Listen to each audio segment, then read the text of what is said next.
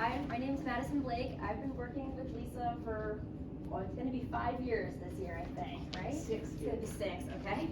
It's gonna be 6 years. I started working with her while I was still doing my bachelor's degree at UConn.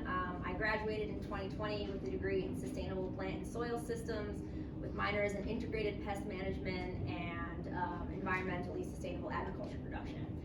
Really, all plants and the natural world has really just been intriguing to me since I was a kid, so I feel really blessed to be, pursuing it and now getting to talk to a group of like-minded people who are also interested in this kind of a thing.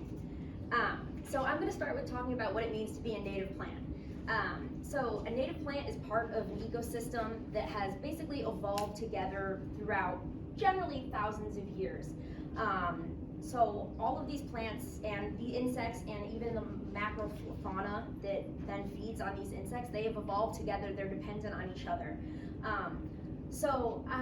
Here I have an example of the geographical qualifiers, which is for us would be the Northeastern Highlands or the Northeastern Coastal Zone. According to the EPA ecoregion classification, these are R2 zone classifications. It's a pretty complicated system that goes from level 1 to level 4. Level 1 has like 13 zones and level 4 has over 900. So level 3 is like an in-between zone, and luckily we are in a very simple area, Connecticut. There's only 2 ecological zones that we mostly have here. So as Lisa has been saying this whole time, to save the insects, the birds, and the wildlife, we need to focus on the plants. Everything starts with the plant material. So what I'm really going to be talking about is the simple actions that we can take, because that's what we want to know, what we can do to help all of these crises that are going on. And what these really boil down to are, in my mind, are these 6 steps: tolerating damage, choosing natives, being a little bit messy, mowing less frequently, limiting or stopping, better yet, stopping the use of pesticides, and leaving the leaves. So, starting with choosing natives. These are some pictures that we took actually this season. And as Lisa was saying, goldenrod is a keystone species. Keystone genus. There are actually over 100 species of goldenrod in the United States. And these are 2 different species that we have in our state. And you can see on the right there is 6 bumblebees on 1 plant. And you can sort of see in the background that there's not a ton going on in this garden. It's got pieris, boxwoods, a little bit of euonymus, stuff like that. There's not much life going on here. But this one goldenrod plant that's just kind of on the outskirts has 6 bumblebees on it on one time. It's really providing the entire life of this landscape here. And even insects that aren't directly using the pollen source of the goldenrod, like this monarch butterfly right here, well, not a butterfly yet, it's just starting to form that jay and that chrysalis. So it will be a butterfly very soon. This is a landscape that we've done in the past couple of years, and it kind of demonstrates how you can start really small. You can see that there's grass all around here. This native plant border is just kind of one strip on the edge of a very large vegetable garden. And our client was looking to, cut down a little bit on their lawn, and they were interested in having some of these pollinator resources as well as overwintering habitat for insects and birds. So, yeah, it worked out really well for this. Like I said, this is only the 2nd season, but they were really happy with it. And all of these natives that we chose were meant to sit in the sun and basically cook all day long on the West Hartford sun. So this is a really big one, tolerating damage. Plants, like Lisa said earlier, are the first step in the food chain. If nothing's eating them, that means they're not serving their purpose. So here on the right, we have 2 monarch butterfly caterpillars on some Asclepias tuberosa, the short orange blooming milkweed that people might be familiar with. And on this side, we have a striped swallowtail caterpillar on ornamental fennel. And I'm sure anyone who grows these plants in their garden has seen any of these insects in their garden, knows what a mess they can make out of them in such a short time. They can basically decimate them, bring them back to the stems, and that might be upsetting to see as someone who's just growing things for themselves and their viewpoint. But really, that's what we want from plants. They are being useful in the food chain, and they're going to support ecologically important processes, and that's really what we're trying to get at here. So again, we've got a monarch eating some milkweed. You can never have enough of that. They were unfortunately added, I'm sure many of you know, to the endangered species list this year. So we've really been treasuring every monarch encounter that we've had. And then on the other side, I don't know if anyone's familiar with this kind of unattractive little caterpillar there, but we actually had a client come to us very concerned because there were probably 10 to 15 of these caterpillars, decimating one of their plants in their garden. And it wasn't a plant that they were worried about, it was kind of just an extra benign weed that we had left. But they were worried about it spreading to some of their more ornamental plants. And they wanted to kill them. They weren't sure what they were. They saw that it was causing damage, and they were like, oh, we should get rid of this insect. Luckily, they pointed out to me and Lisa, and we were able to take some time to identify it. And we found out that it was actually the American lady caterpillar, which is a really common but no less beautiful butterfly. And despite this kind of, you wouldn't want to pet that. You don't look at that and say, oh, that's beautiful, I'm so happy that's in my garden. Tell them the app that you used to identify it. Yeah, so this was not an super easy thing to identify, and this is a plug for a little app that I use called Seek, which I don't know if you guys are familiar with iNaturalist, which lets people, like citizen scientists, kind of like review and note species that they've seen, and lets everybody else see them. But Seek is their ID app. It's very good. Of course, nothing's 100%, but if you can get a pretty good photo of the insect or plant, some amphibians, really it goes the whole scope. But if you can take a good picture of it, they can get you pretty close. And then, from there, depending on how nuanced you want to get with it, you can really identify things right down to the species. So this, I felt like, was a super big win on our part, because here we had a client who was going to kill 15 of these, and us letting her know what they were saved them. And on this next slide, that is the butterfly, the American lady butterfly that all of those little ugly worms would have turned into, and did turn into, luckily. So it's really important to not get upset when our plants are damaged, because that means that they're going to good use. That's what we want, them to be useful for something other than just our aesthetic. And on the other side of here is a tiger swallowtail caterpillar on wild black cherry, which is actually one of my personal favorite native trees. Right alongside oaks, it hosts over 450 insect species. It's just a power-packed plant. It's full of nutritious pollen, and then ultimately it goes to fruit, which migrating birds use and is actually edible for people as well. So, yeah, the Prunus serotina. Can't say enough good things about it. So, being a little messy. I know a lot of people look at this little landscape strip and they're like, oh my God, somebody come cut that down. It needs to be cleaned up for the winter. But this is what we really want our fall landscapes to look like. The seeds, the seed stem, the seed heads, the stems, and the grasses that are left up are important habitat. They improve water filtration into the soil, and ultimately all of those leaves that were left both on the bed and on the lawn, you can see there, they help to retain moisture and are important nutrients. We spend so much time and money carting the leaves away, having somebody deal with them, blow them away, but really they're important nutrient-packed sources that our plants and our environment needs to be left where they have been. So this is actually that same garden from the native plant slide. In the late fall, this is taken in November. And we were lucky enough to have this client be like, yes, this is a pollinator garden. It's all natives, leave them all up, no maintenance. So this is, again, taken in early November, and I personally think it looks almost as beautiful as it did in July. It takes a little bit of a different mindset to look at that and call it beautiful. But it is. I mean, there's texture, there's color, it's dynamic, and ultimately it's providing a lot of ecological services, which is what we need to get into the mind of really valuing above all else. And it said, here it says that hollow and pithy stems are super important. A lot of our overwintering insects, they need these sites, and it can just be as simple as, like a 6-inch stem that is left up. That could be, the home site for hundreds of insects that we need in our environment if we want it to be healthy and sustainable. So this is a pileated woodpecker. I'm sure many of you recognize them. They're not super common.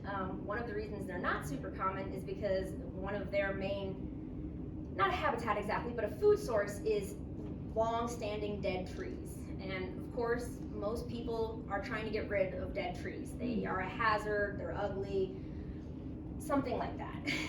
But where you can leave dead or dying trees, they provide valuable habitat and food for numerous birds and insects. Yeah, and I mean, that is a huge bird, and definitely an amazing thing to see in your own backyard. And you can see in the picture, this is not super far from the neighbor. I mean, the tree was a safe distance from every house, which is why it was able to be left, of course. But this isn't some wild woodland expanse. This is a suburban neighborhood, but it is providing habitat for a huge megafauna like this, which is very exciting in my opinion. So, can anybody see the chrysalis here in this picture? It's so small.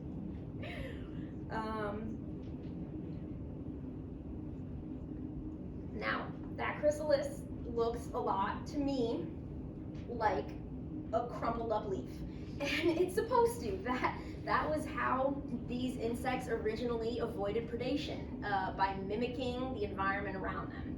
But that becomes a problem where we're trying to clean our properties, we're blowing the leaves, we're raking them, we're bagging them up. And how many chrysalises like this are we destroying in that process every year?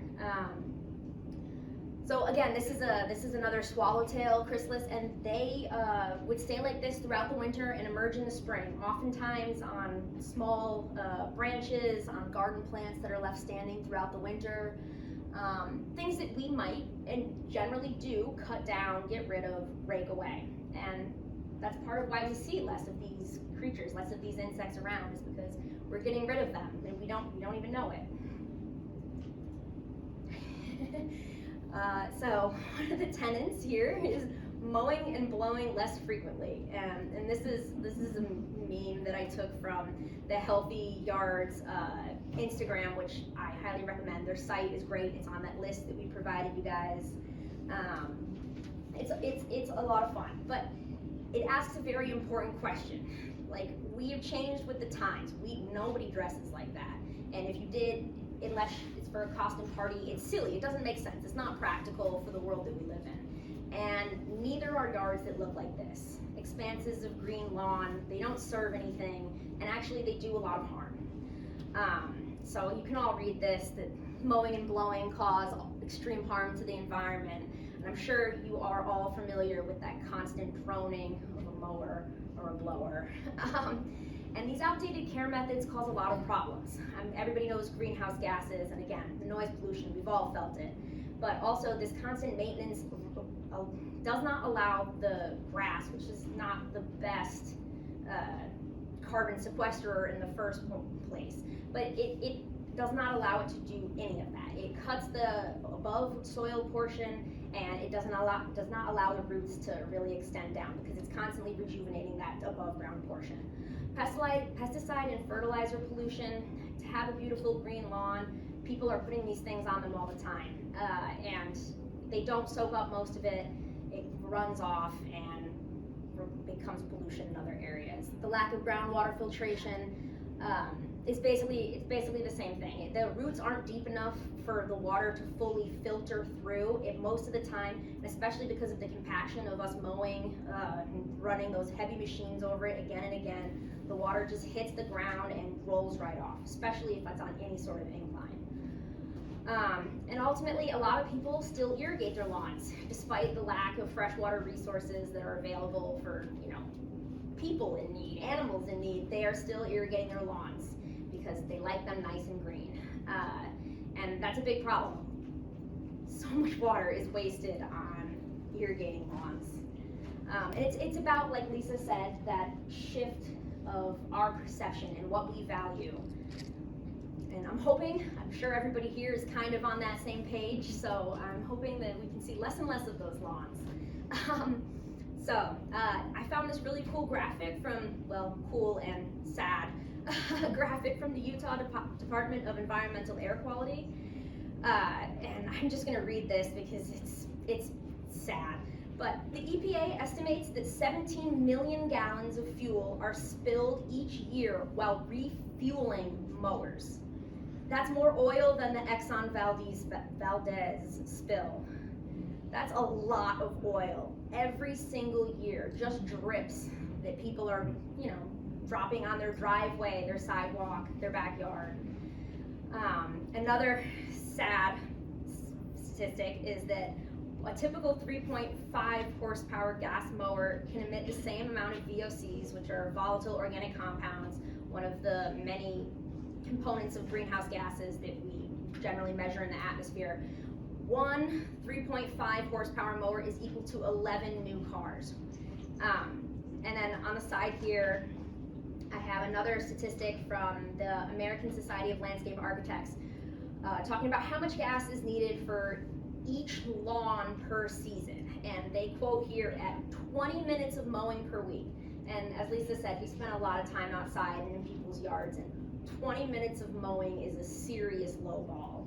There are yards that people are in for 4 hours, blowing continuously. So when you think about that, again, at a 20 minutes a week for 6 months, again, sometimes the lawn care season is extended far past that. This is equal to 8 cars driving 8 miles per hour at 55 miles per hour.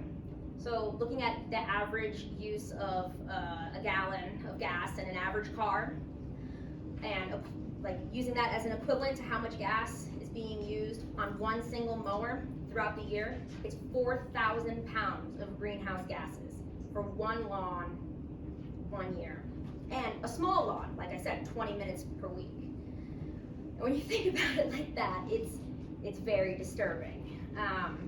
And luckily, a lot of people are really getting into the like it says here, no mow days, and I'm sure you guys have heard of no mow May.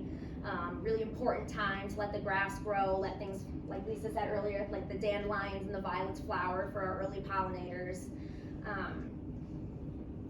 In my opinion, there's not much of an excuse for using electric-powered equipment like this to maintain your lawn.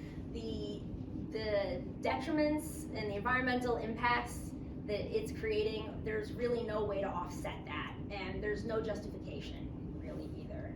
So the less we can do, the better. And I totally understand that some areas need to be mowed. That's how we play cornhole on the field and let our kids run around, our dogs, and we don't have to worry about ticks and things like that. But keeping it as minimal as we can and allowing the grass to grow a little longer and to be mowed at a higher height, these things really make a huge difference for all of the life happening in our yards.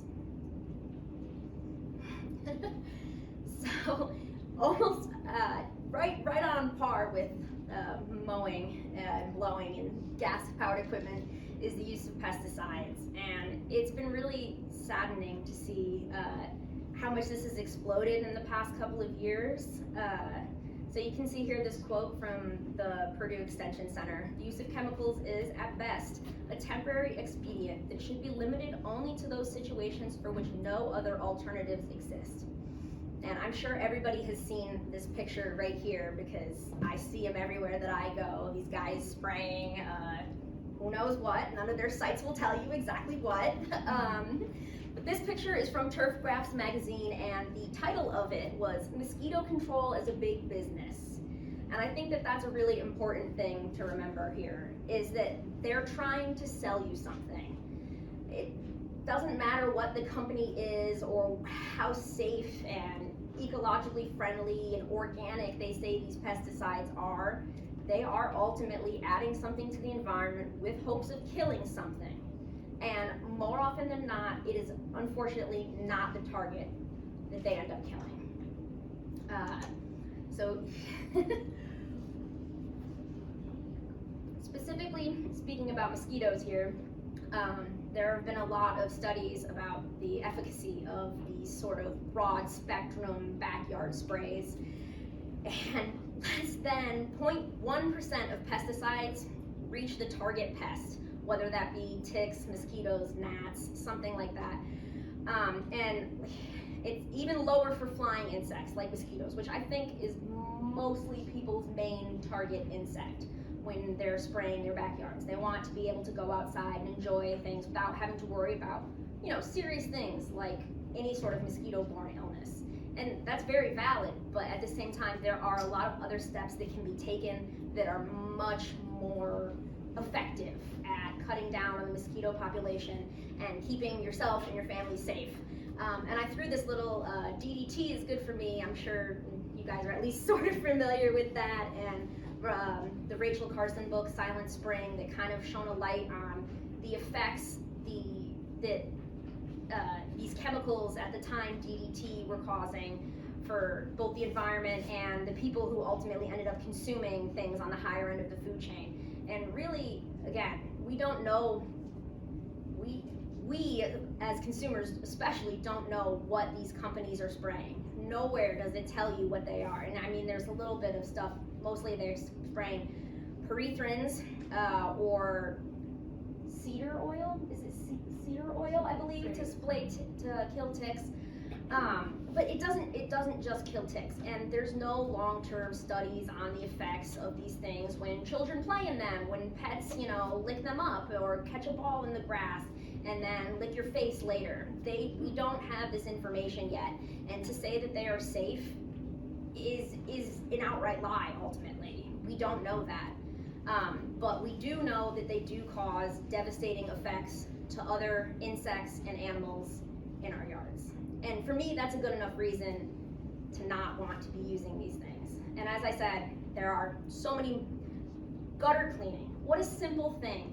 Tipping over your wheelbarrows, your buckets, your empty planters that hold water, it prevents the mosquito larvae from being able to complete their life cycle and become mosquitoes. And it's so much more effective than most of these sprays. So, getting back to leaving the leaves, this is a picture of winter aconite coming through some leaves here. And I talked a little bit earlier about how there are a lot of insects, particularly overwintering butterflies, that mimic leaves in order to, deter predators throughout the winter season. But leaves themselves are nutrients. The trees spent all year making them, and they're valuable. They want them, they need them to be spread out around their base and decompose back into that soil so that the cycle of nutrients can continue again and again. Besides that, a lot of insects and amphibians, our turtles, our salamanders, they rely on these leaves to provide shelter for them and foraging habitat. And as Lisa said earlier, the year she did no cleanup was the year she saw the most bird activity. And I can testify this in my own house this past winter. We did not do anything with our leaves. And they were a hot spot for bird activity throughout the whole winter. It was really a joy. And knowing that, as much as the birds are eating all of those insects, there are plenty of insects that are completing their entire life stage and are going to be abundant in the next year to feed all of the migratory birds that aren't here yet. There's nothing like leaving the leaves. So, a yard filled with leaves is a yard filled with life. On this side here, you can see this one little oak leaf. I had to zoom in real close to get this northern ringneck snake. But they're super important. They are eating your mosquitoes, your gnats, some of your earthworms and salamanders. That's how it goes. But this is an important part of our food chain, and if we were raking these leaves up, we would have hurt him at the very least. But by leaving them, we were able to experience this guy and many of his, siblings, which we found later in our leaf piles. And on this other side, we have a property where we leave the leaves. And I think that this picture was taken, it might have been late October or so pretty far in the year. Just the maple has leaves still. And it looks beautiful in my opinion. There's a lot of habitat there. There's coneflowers, there's grasses, and this is a mixed landscape, ornamentals, lots of foreign plants as well as natives, but it's still leaving them provides habitat and provides spaces for animals and insects to, safely make out the whole winter. Okay, so we're going back to some of Doug Tallamy's tenets here with 8 ways to restore native habitats. The first one is shrinking the lawn. Again, for every reason I had mentioned before, they're ecological dead zones, unfortunately. Any lawn that we can convert to productive habitat is a huge win. It's less maintenance, it's less time and energy on the homeowner's part, and it's ultimately much better for the environment that they're creating. Removal of invasive plants. We didn't really talk too much about invasive plants in this kind of shortened talk here, but as Lisa mentioned, there's 3 Bs: barberry, burning bush, and bittersweet. And the problem with invasive plants is that they so easily outcompete any native, anything productive in the environment, and they more often than not serve very little ecological purpose. So the more of these we can remove, the better fighting chance that we give our more useful species. Creating no-mow zones. This kind of goes back to the shrink your lawn. And you don't have to have a lawn that is, sprayed for every weed. You're pulling out the dandelions and everything like that. You can have what they call a freedom lawn, where you just kind of let what grows, and extending mowing periods for that and letting them come up, letting the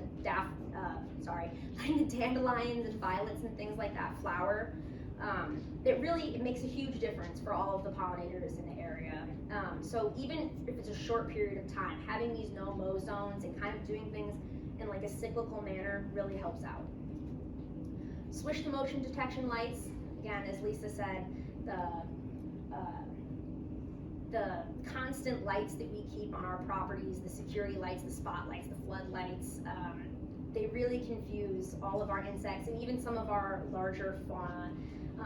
It messes with their foraging habits, their sleeping, their mating, and we're just kind of throwing in a whole new key to their circadian rhythm that they have a hard time. And we have a hard time. You know how hard it is to sleep with a light on in the room. Imagine that being your whole world. People have the lights on all the time. So switching to motion detection lights are huge because we need to be able to see when we're walking around our properties outside, but we shouldn't have them on all the time. Planting keystone species. As Lisa said, there's a bunch of plants that just really do all of the heavy lifting. So as many of those as we can incorporate, especially in our smaller gardens, they make all the difference. We want to welcome pollinators by planting the plants they depend on. Again, usually our natives or our keystone species. The more of these we can have in our landscapes, the better. Fighting mosquitoes with bacterial dunks. Usually these use BT, Bacillus thuringiensis, and that is a bacteria that really only harms mosquito larvae. And it's very selective, it's natural, and it doesn't require us broad spectrum spraying or ruining other habitats. It's very select. And finally, we want to avoid harsh chemicals, whether they be pesticides, fertilizers, but really mostly pesticides. They throw our systems out of whack, and they rarely, if ever, kill the targeted insect. So there is good news. We can do better. There are a lot of simple steps that we can use to do a lot better, and we really have to, because these environments, our environments, they depend on us. We are the stewards of our landscape, and all of these landscapes, they're not just for us, they're for every other living creature. So the more we can make it good for them, the better. Yeah. Okay. Thank you.